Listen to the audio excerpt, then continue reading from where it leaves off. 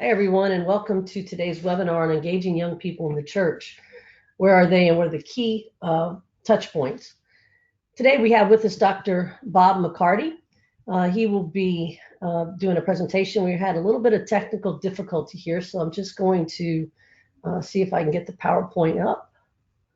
Excellent. Let me get it out of this mode, though.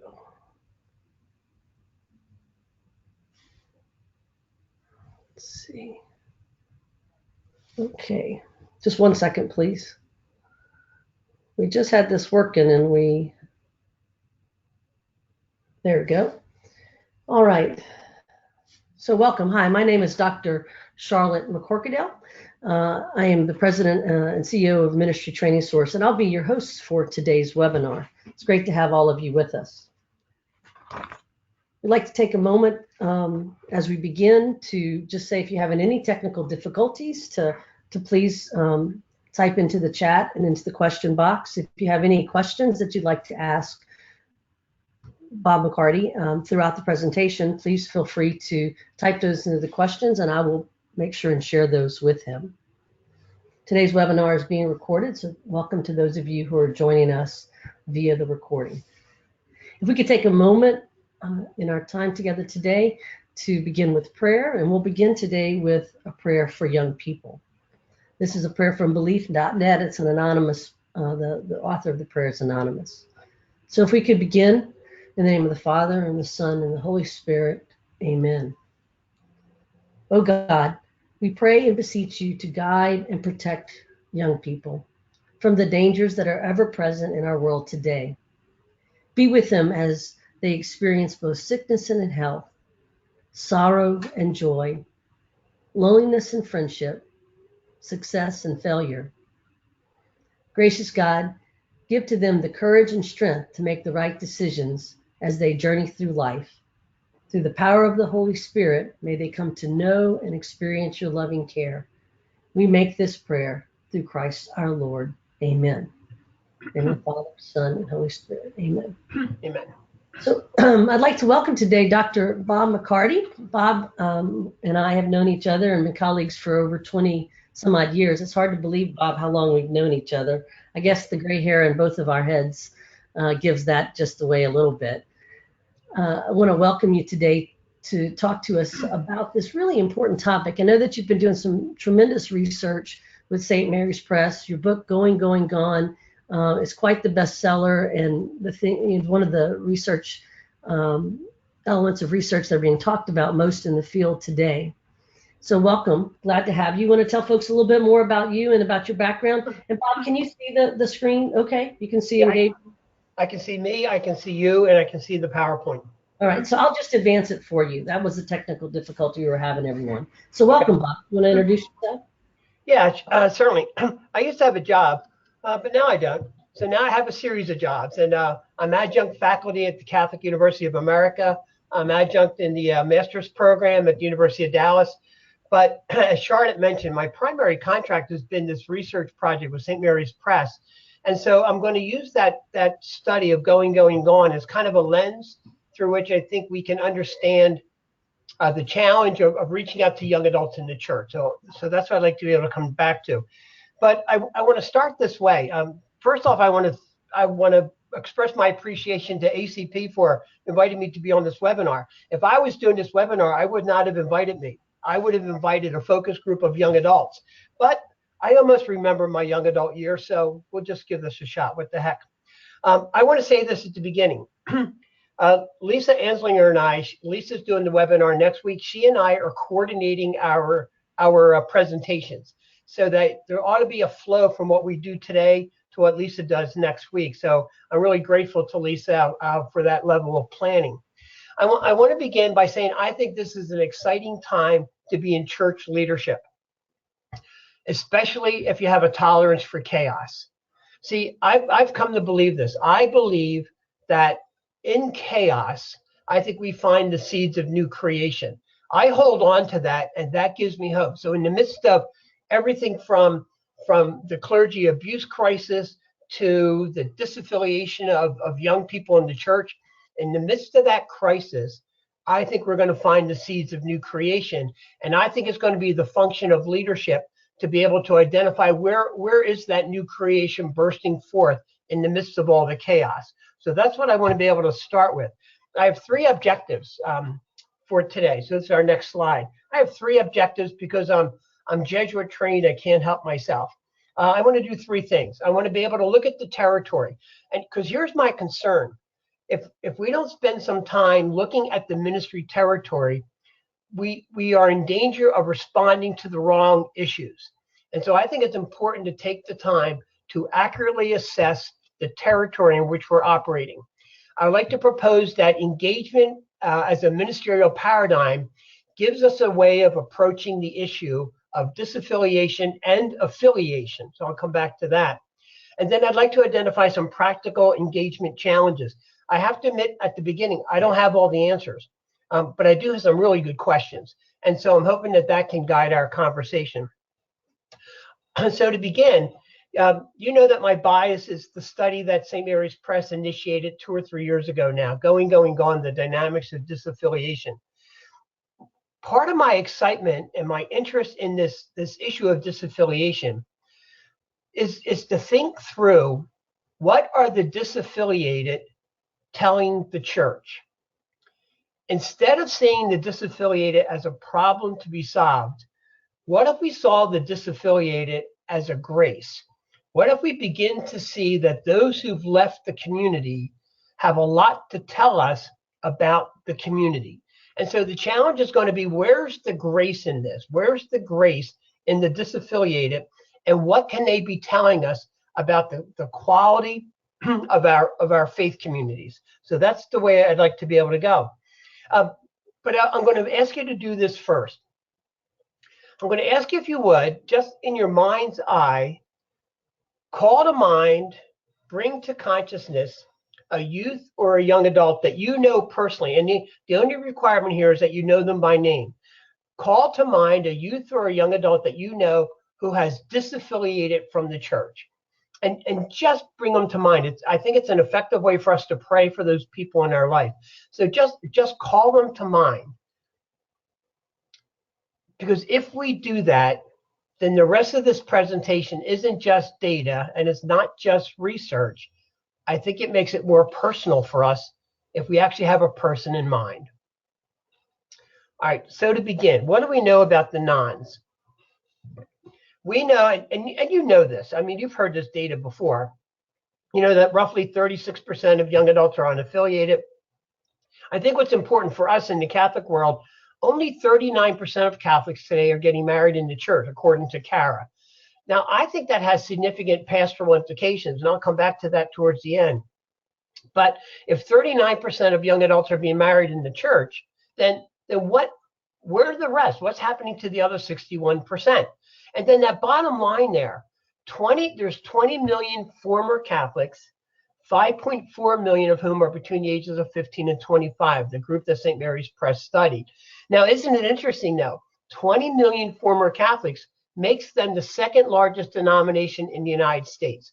Catholics are the largest. There's about 65 million to 70 million, depending on who's counting. 20 million former Catholics. Then the next largest congregation is Southern Baptists, and there are about 16.5 million Southern Baptists. So I think there's something significant about this idea of former Catholics and what that means for us. I want to give you a sense of what's happened in this next slide, this graph of the growth of disaffiliation just over, and here's the key with this, just over the last 7 years. Researchers would say this is incredibly powerful, that we have gone from roughly 36.6 million to 55.8 million disaffiliated or unaffiliated adults in the United States. It's the rapid rise in that chart that's significant for us. It's the rapid rise. What that tells us is that we are living, those of us in church work, we are in the midst of a tsunami when it comes to people and their identification with religious communities. Here's another way of looking at it. Look at this bar graph for a moment.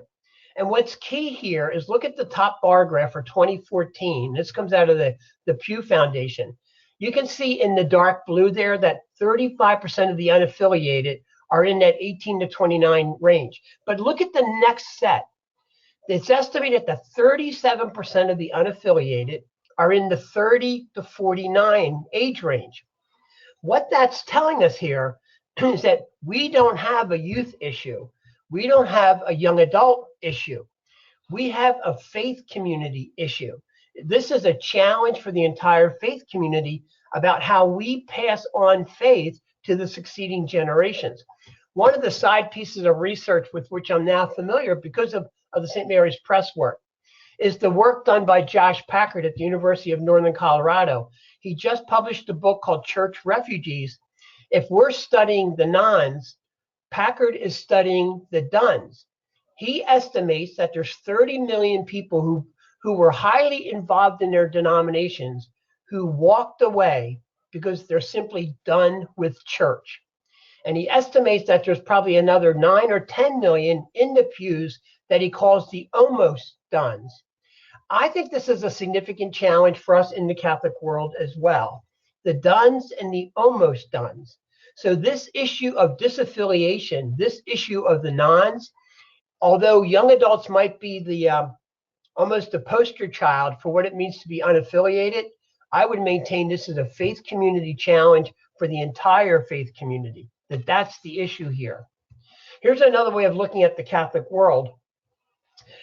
Catholics are great at measuring things. I mean, we keep statistics on everything.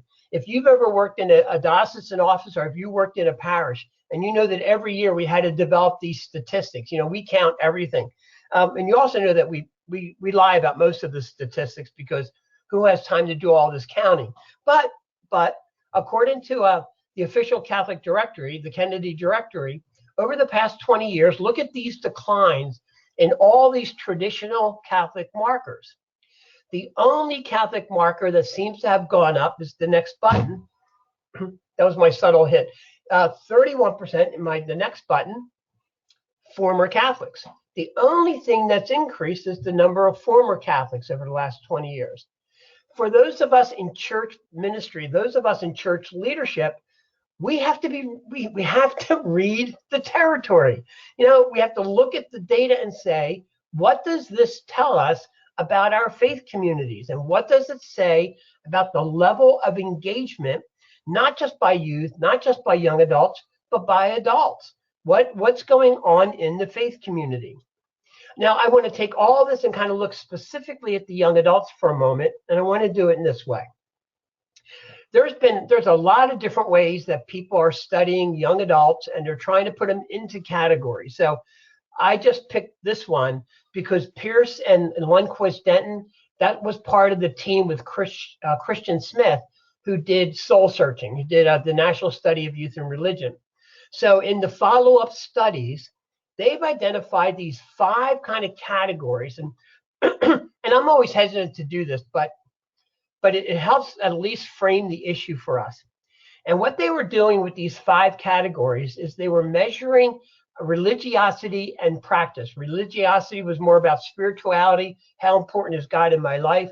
Practice is how do I live that out in a faith community. And they create these 5 categories, and it's helpful for this reason. It's clear on the far right-hand side, the low religiosity, low practice, okay, atheist. And even the avoiders, may or may not be a God, but that's not real important. It doesn't impact my life. Okay, so there's 29%. The assenters are interesting. The way that they're described in the study, the assenters are mostly disaffiliated. They're kind of on the edge. They're not sure which way, whether or not religion may be, or religiosity itself may be important, but the practice is not. So that's where you might get the spiritual, but not religious. The adapters and the abiders, and obviously the abiders are the more traditional Catholics, probably the most likely to go to Mass every Sunday. The adapters go often, but you get the idea. Now, the question for me, though, is this. When we look at these 5 categories, I have a suspicion that the vast majority of our resources are developed for the abiders and maybe the adapters.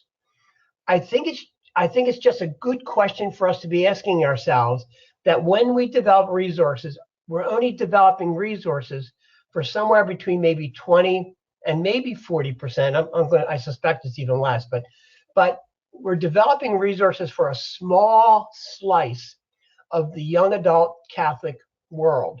And I think that's an important, it's a consideration for us for today. All right, so here I am at St. Mary's Press, and we're doing this study, and this is the group we're looking at. We were looking specifically at the 15 to 25-year-olds, and that's important for us because that is the group traditionally where we would begin to draw our religious vocations, our ordained vocations, lay ecclesial ministers, and eventually this would be the group that would replace the baby boomers in terms of financial support for the church. So what's going to happen? What are the unintended consequences? What's the ripple effect here when this is a generation that seems to be walking away from organized religion, from denominations? And so that's the group that we were studying. This is the group, all of them baptized, once identified as Catholic, now no longer do so. One of the real fascinating questions then we asked them in the next slide is, all right, so at what age? And this is important. It's important in terms of the language. At what age did the disaffiliated youth stop identifying as Catholic? Now hold on to the language, because we were asking them, when did you stop identifying as Catholic? Not when did you stop going to Mass? And that's important because watch this next slide here about the ages. All right. So look at this. Here's when they stopped identifying as Catholic. And you can see right in the center here, the median age was 13. Now, this is fascinating because and then look at what I'm going to encourage you to do is look the bottom left-hand side, kind of the tan pie slice, 10 to 12-year-old, followed around to your left to the 18 to 20-year-old. When you add all that together, you get 74%. 74% of our young adults who stopped identifying as being Catholic do so between the age of 10 and 20. It's specifically that target group for youth and young adult ministry. I mean, if we knew that 74% of our clients were walking away at that age, don't you think we would allocate our resources differently?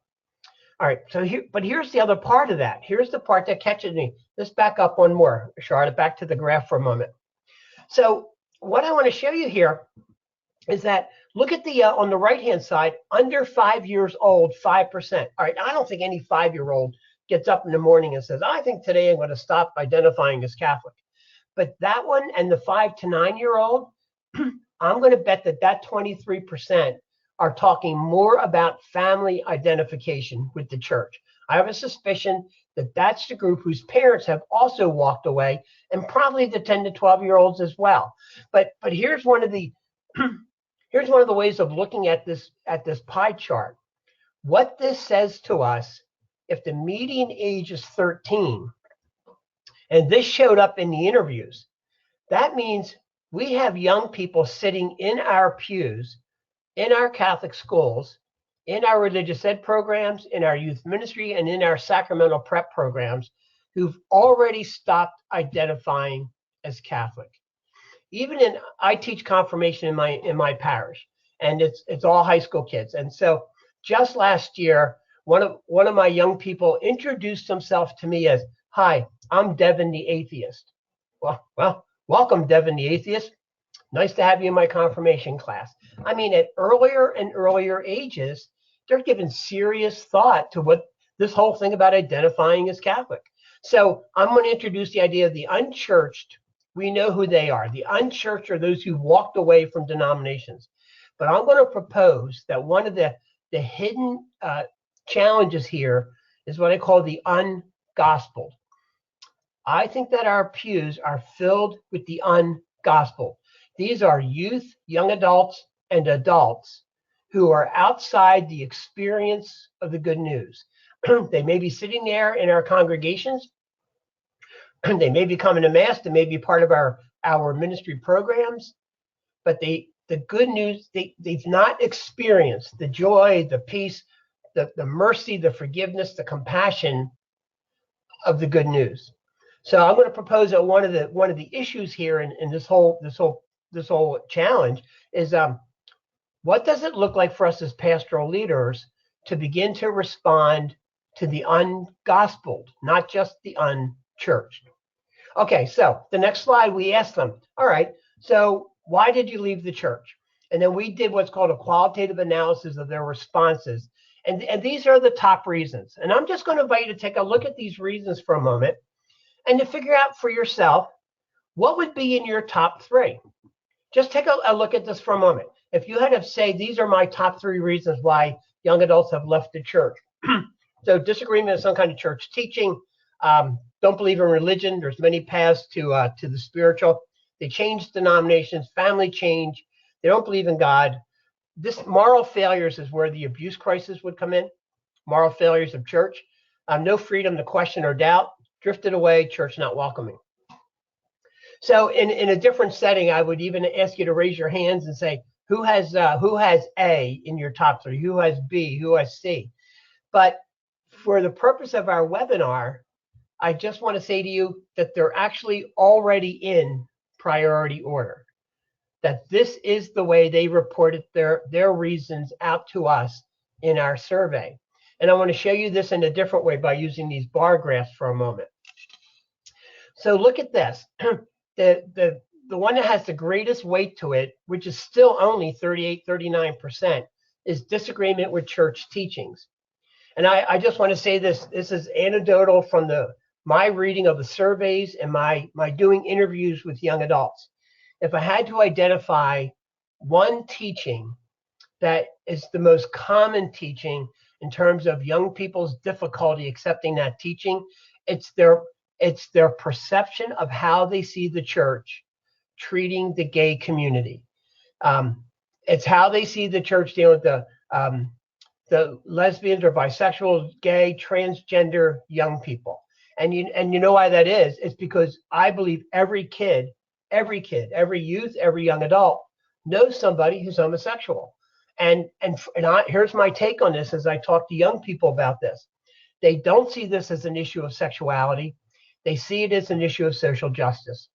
I sometimes think we've done a really good job with our social justice principles. In Catholic social teaching, the very first principle is human dignity. And so young people today and young adults today see dealing with the gay community as an issue of human dignity. And so that gets the strongest weight over here to 38-39%. But look at the rest of this. Don't believe in religion. Look at that. One of the things this is telling us clearly is that there's no one reason here. There's no one reason, which means, and here's the implication if we look at the next. There's no one reason. That means there's no one solution. Every time we do these workshops, every time I present, people come in and they want me to say, here are the three things you can do in order to bring the disaffiliated back to church. And I keep saying there are no three things. It's bigger than that. This is an adaptive challenge, and I'll come back to that in a moment, but this is bigger than that. But I do think there's a way to understand what is going on, and I want to frame it in terms of hungers. In my pastoral experience with young people over all these years, I find these 5 fundamental hungers that I think are universal. There's this hunger for meaning and purpose. I think youth and young adults are so caught up in trying to make sense out of their lives. If you in your work, in your ministry, or even in your own families with your own children, if you hear things like, does God have a plan for me? Is there some kind of work I'm supposed to do? What does my future hold? They are all questions of meaning and purpose. I think there's a hunger for recognition. And I think what it looks like in youth and young adults is I think youth and young adults want to be recognized. Well, first, I think they want to be recognized. I think they want to be recognized. I think they want to be called by name. I think they want people to know they're here. And I think they want to be recognized for having gifts to bring to the community, that they have something to offer to the community. And I'll come back to that when I talk about engagement. The third hunger is this hunger for connection. I think it's as fundamental as the hunger for intimacy, to be connected one-on-one in meaningful relationships. And I think it's the hunger to be connected to a group, to a community. It's the hunger to belong. I think there's the hunger for justice, which sometimes seems like sometimes it's the least obvious, but every parent knows, from earliest ages, kids know when things are out of bounds, when it seems like the goods are not equitably distributed. Because what the kids say over and over, it's not fair. Well, that doesn't mean it's always an issue of justice, but it does say from the earliest ages on. So I think this hunger for justice. And I want to say this, the hunger for the holy. I believe this. I believe that we are created from Genesis 1:26. We are created in the image and likeness of God, which means I think our soul is imprinted with this hunger for the Creator. Excuse me. I think Augustine was right. I'm sure he's happy to hear me say that. Augustine's prayer, my soul is restless, Lord, until it rests in thee. That hunger for the holy is imprinted, whatever language they use. And young people can use all kinds of language when it comes to talk about God or the holy or the transcendent mystery, the higher power. I think the hunger is still the hunger. And so the question then for us in pastoral ministry is, where are these hungers being fed? Where are young people going? Well, here's what we found in the survey. When we asked young people about what they're doing, here's what the survey says. So when you look at this graph, you can see, take the one on the left, the 35% of the nones, add that to the 14% who are agnostic or atheist. So there's roughly to 50% of the unaffiliated who become nothing at all. But in the center here, you have the Christian churches, the more evangelical churches, the grace community churches, maybe some of the mega churches. You have the traditional Christian Protestant denominations, and then non-Christian religions. So in the middle here, I think it reflects that hunger for belonging. I need to be part of something that is on this spiritual journey. So it starts to highlight, I think, for us, the challenge that we face in pastoral ministry when it comes to dealing with the disaffiliated, the unaffiliated, the nones. But here's a bigger shift that I think is going on. Excuse me. I don't have this all figured out, but I think that the way religious identity today is being formulated is radically different than a generation, 2 generations, and certainly 3 generations ago. I think we're seeing a new way that youth and young adults are creating a religious identity. In my generation as a baby boomer, and maybe for many of us on this webinar, faith got handed down from one generation to the next, from parent to child, and likewise. And when that faith got passed on, the community got passed on. What seems to be happening, if our young people are not engaged in the community, the hunger is the same, but where they meet that hunger is somewhere else.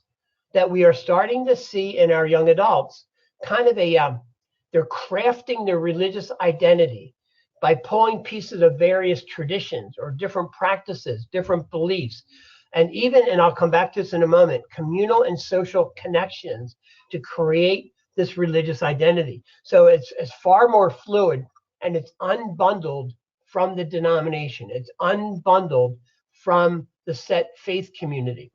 So I find this a fascinating challenge because they're hungry, they're trying to create this identity, but it's being created in very, very different ways than what we experienced in our pastoral ministry and even in our own faith journeys.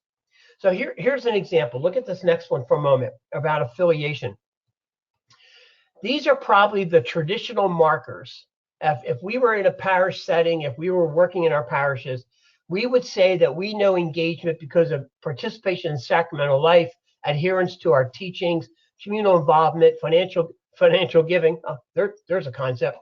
Ritual, prayer, catechesis. All right, but what seems to be happening today? Okay, so here's what seems to be happening. With our youth and young adults, something happens, and we show this next one here. They're starting to be pulling away. They're still within that sphere. Their identity is still attached to community, but they start to pull away. They start to question. They start to wonder if this is a place where I fit. Do I believe all these different teachings? Do these rituals make sense? There's a pulling away. And then there's even a further pulling away here. Is there a role for me in this community? Do I feel connected here? Does this community provide me with that sense of connection and recognition that I find so important? And then there's a third, they pull away. They start to challenge some of the beliefs and the teachings, and their identity with the community becomes kind of fractured and strained until at some point what they do is they find themselves outside the community. They find themselves with this kind of a disaffiliated sense. Now, I want to share with you for a moment. I have amusing. I just call it amusing. I don't know what else to call this. It's kind of amusing.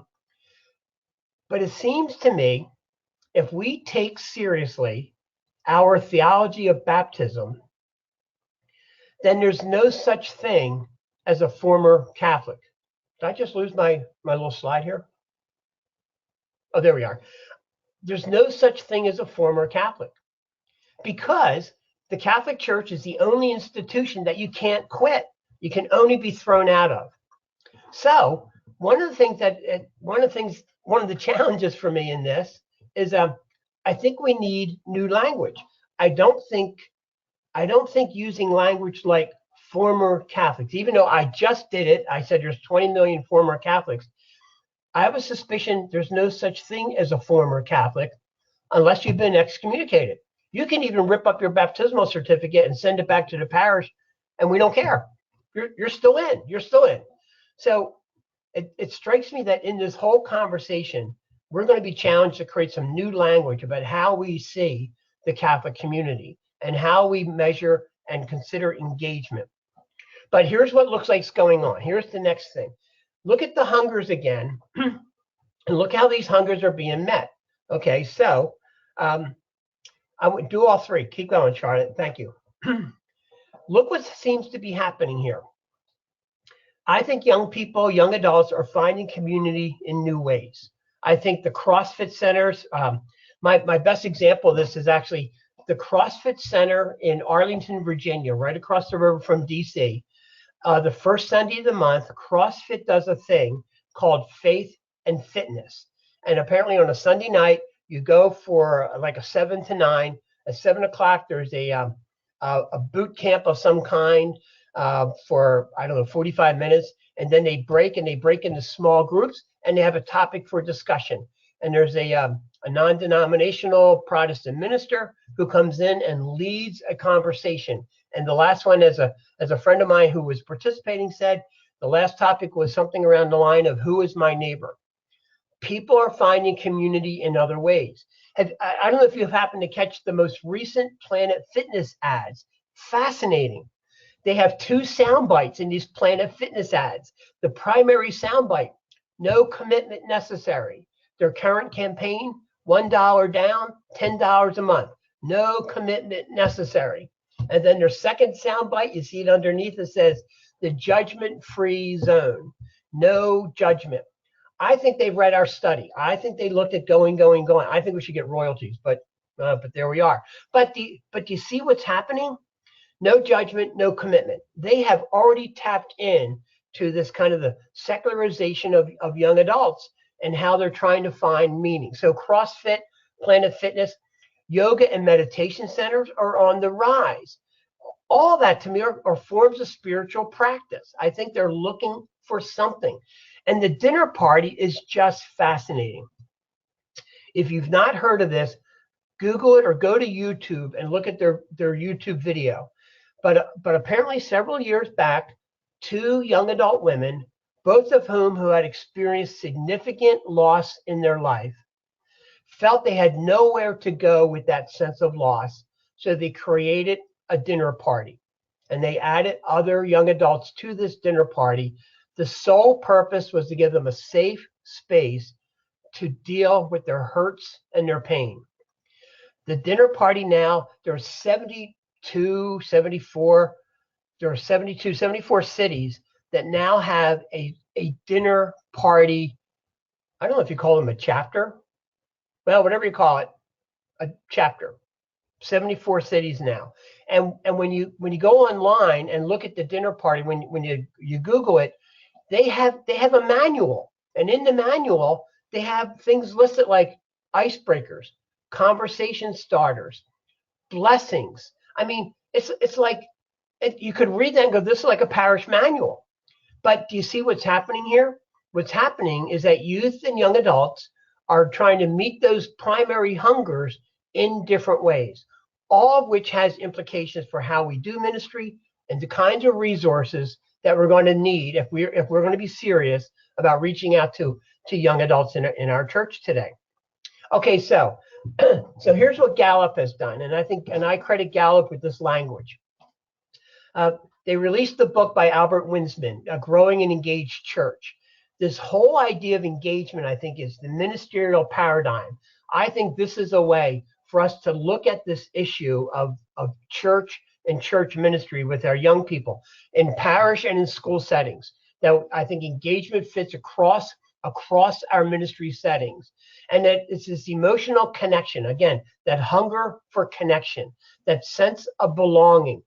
It's not just involvement. It's deeper than involvement. It's deeper than just doing. It's about being. It's about being church and being church together. And here's some of the things that come out of the book. And by the way, I would encourage. I think Growing and Engaged Church it's a required text in my graduate course at the University of Dallas for pastoral leaders. I think it's necessary reading for parish staff. Parish and school staff would benefit strongly from using that image of engagement. But here's how I would apply it to us in our ministry. I think what we're seeing here is a shift. In my generation, believing led to belonging. We found a group that believed what we believed, and we wanted to belong to that community. Today, it looks like the process has been reversed.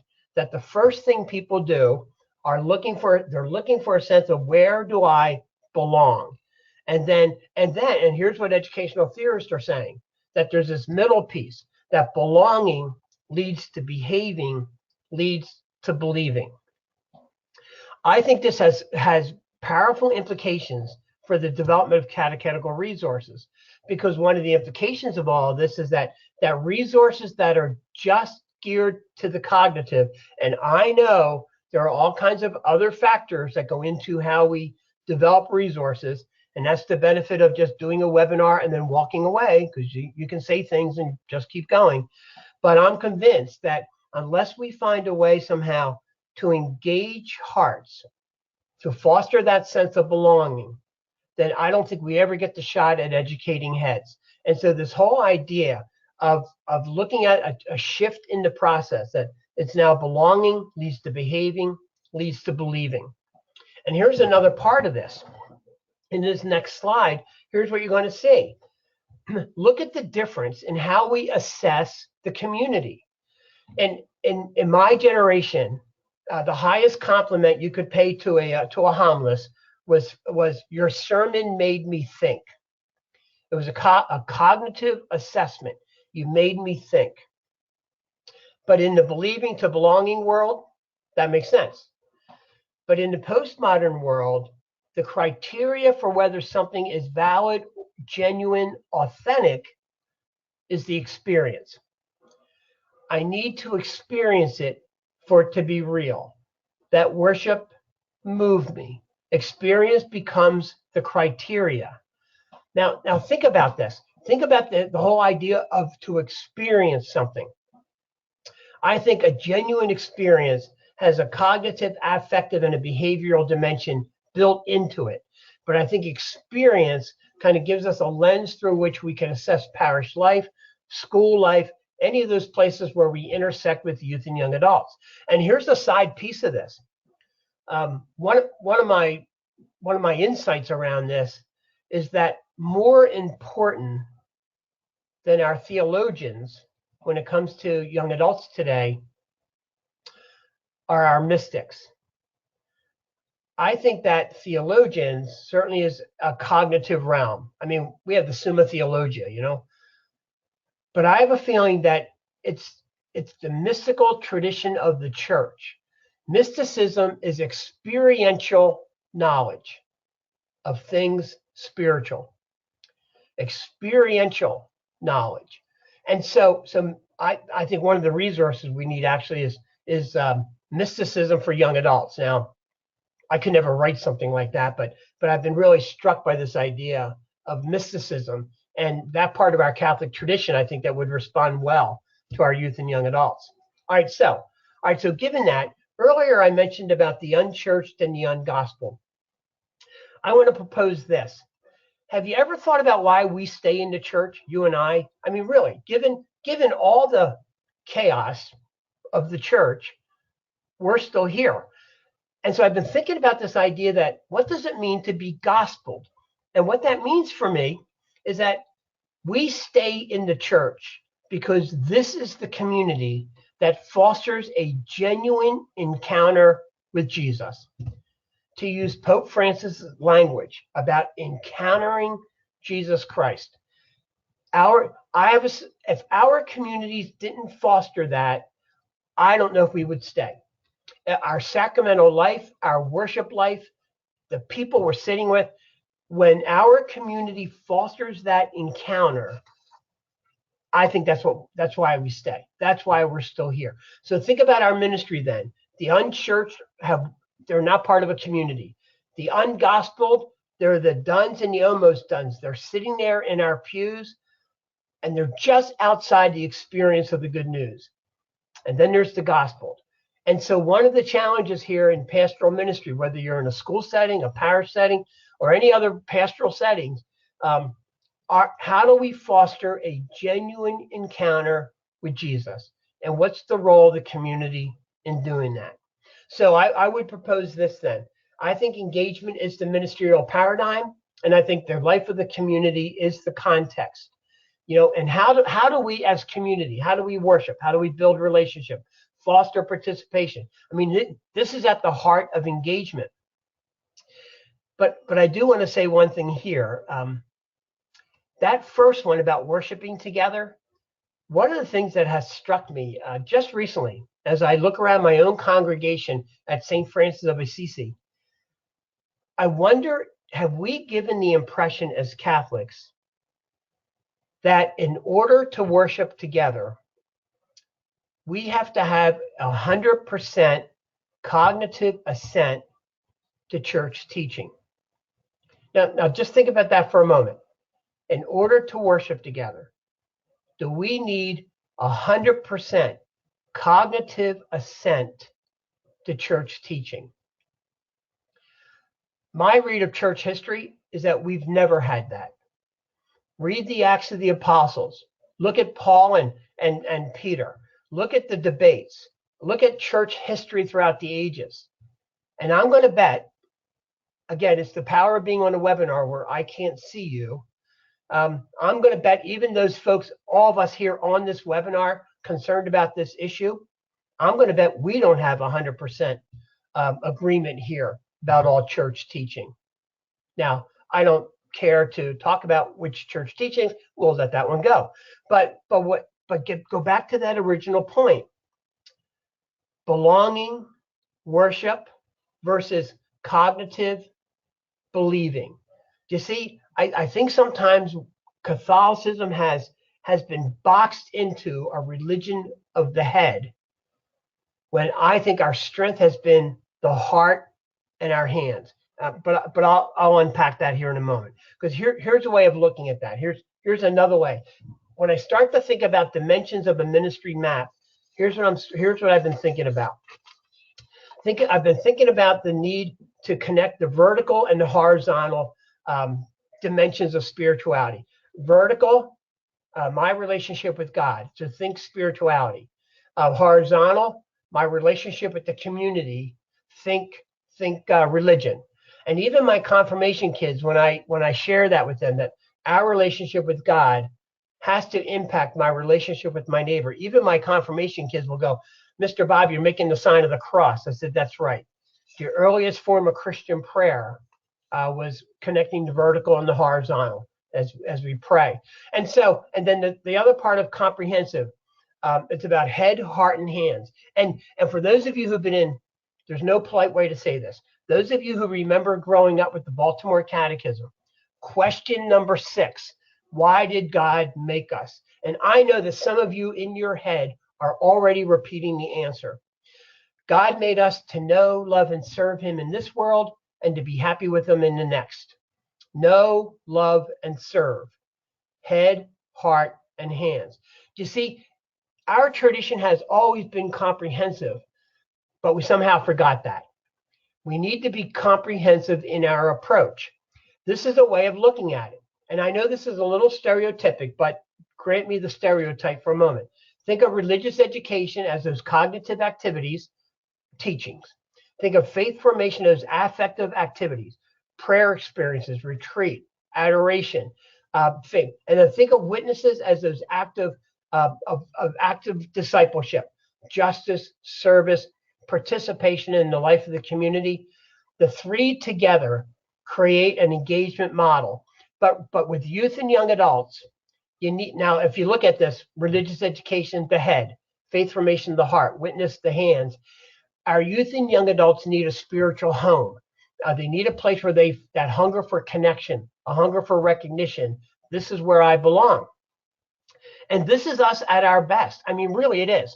Religion of the head, we have Aquinas, I mean, for God's sake. Religion of the heart, we have our mystical tradition, Julian of Norwich, John of the Cross. And for witnesses, I mean, we have Oscar Romero, we have Mother Teresa.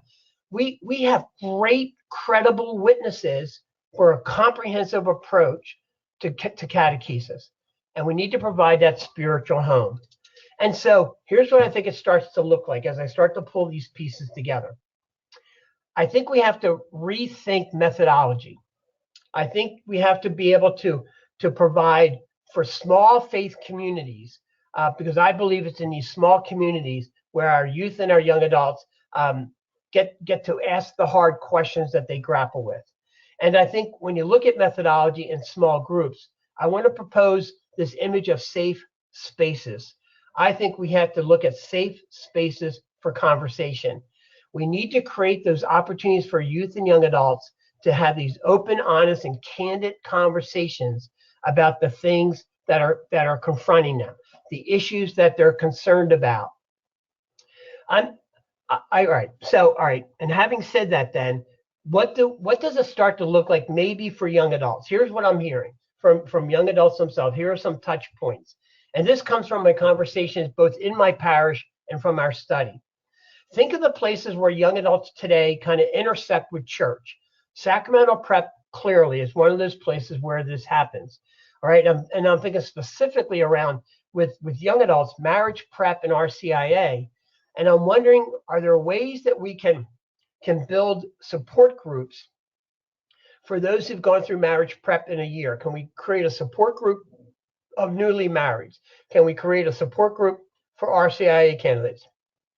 How do we extend that impact?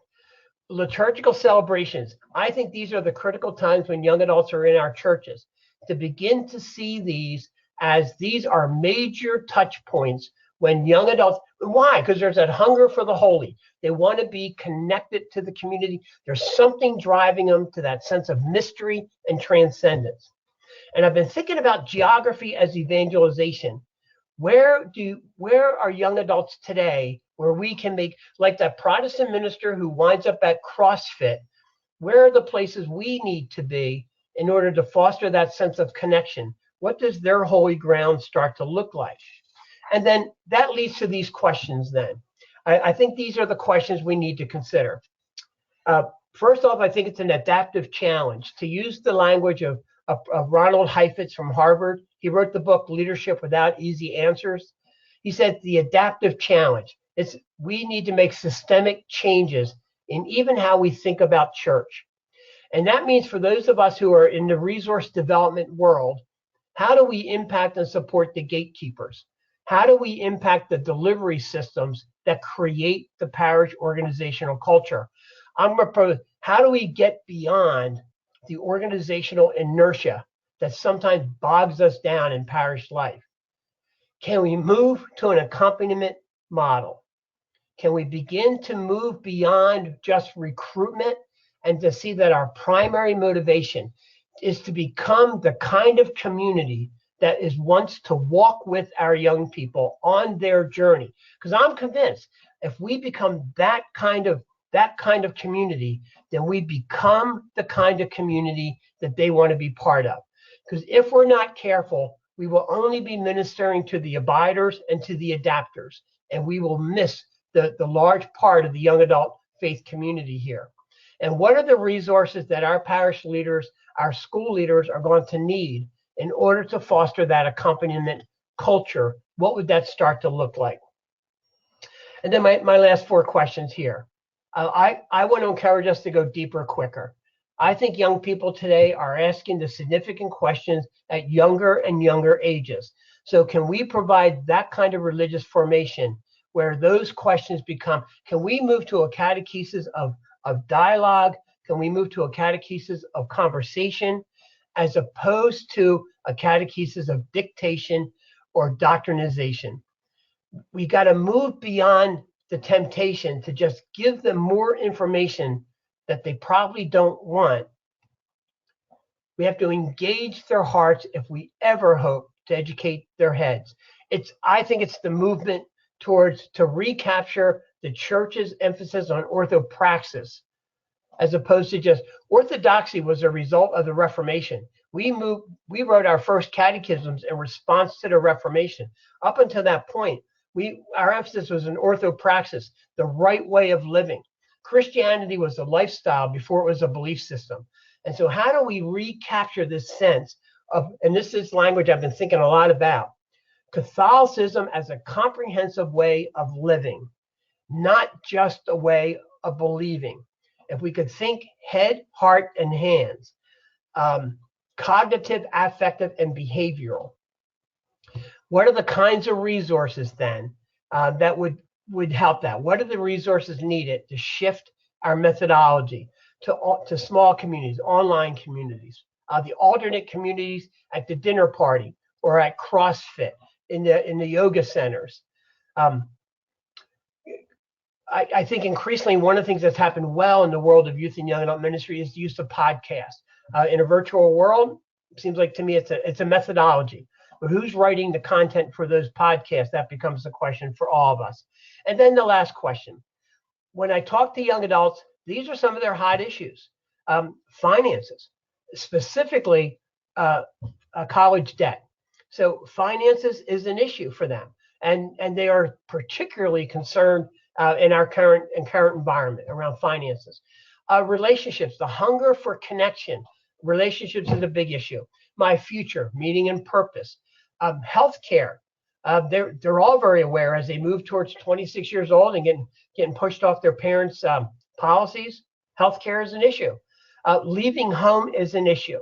Do you see, if these are some of their hungers, and I'll bet there's more. I'll bet by bringing together a panel of young adults, a focus group of young adults in a safe environment, I think they'd identify more of what are their issues. So how do we as church then, how do we create the resources that enable us to see these kinds of issues through the lens of Catholicism as a comprehensive way of living? I think that becomes the challenge.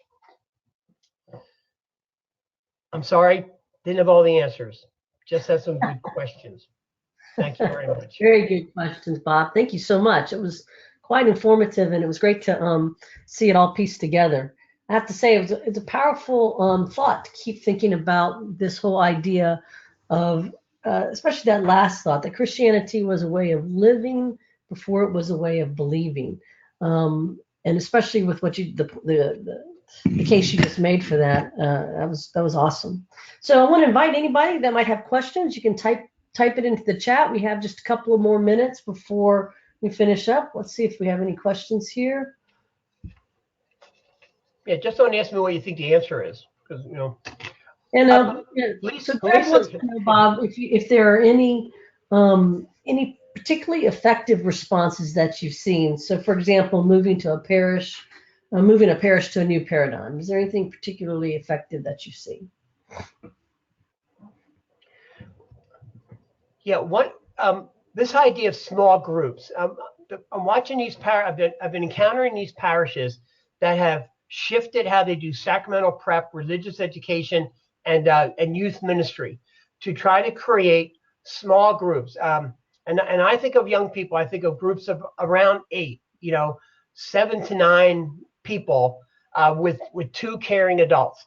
So this idea of moving to small group as a methodology, I think. And now, you know what? We know all this because how many of us have designed retreats and we do a major presentation, we break into small groups. See, we've known this for a long time. But what I'm saying is that we got to recapture that methodology on an ongoing basis, because I'm finding in those small faith communities, they can ask hard questions with adults who are willing to really listen to the questions. And so that's an immediate response, Charlotte, would be look at our structure of our programming. Even at NCYC with 25,000 kids, the most important part of that was when they go back into their parish groups, they break into small groups to process the experience. So let's re-look at our methodology for how we design our ministry programs.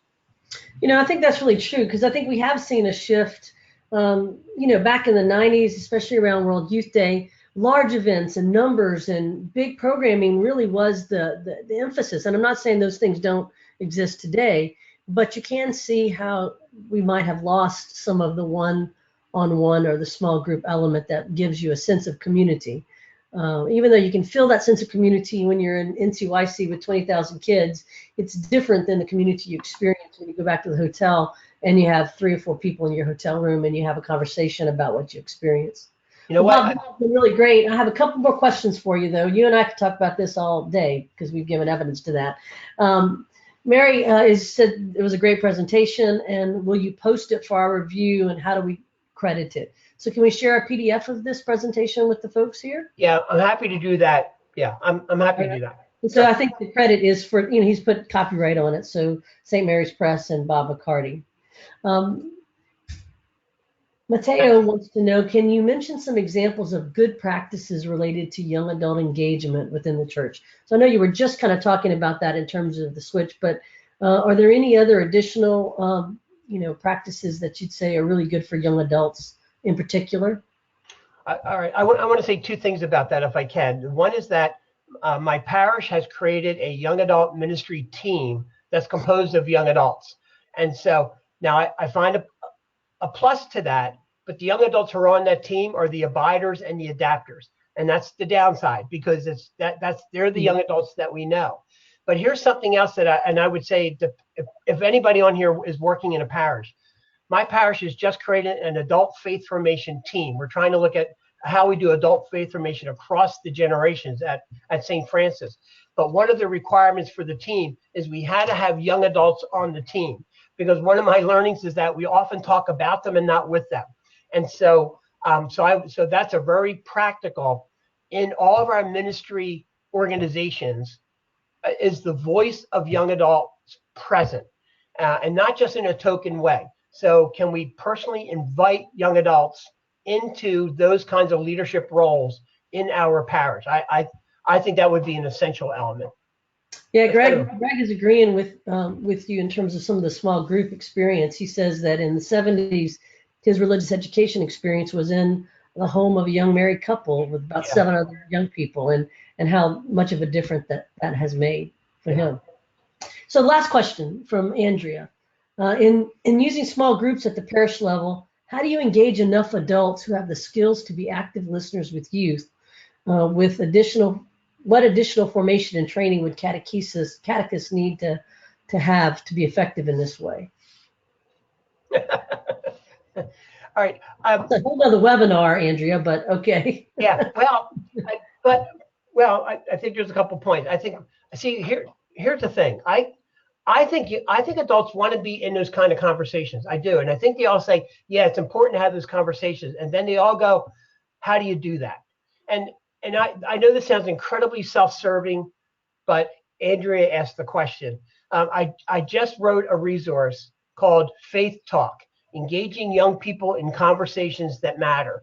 And I know it's really self-serving, and I don't mean to be self-serving at all, but St. Mary's Press has published it. And I would say for folks who are DREs or department chairs in high schools, middle schools, if you're in a pastoral role and you have catechist formation as part of your responsibility, I think that's a resource that is very easy to help adults learn and develop the skill of engaging young people in God talk. I think, and I'd be happy to provide that training for you because I have a passion around this issue. I just want to say that.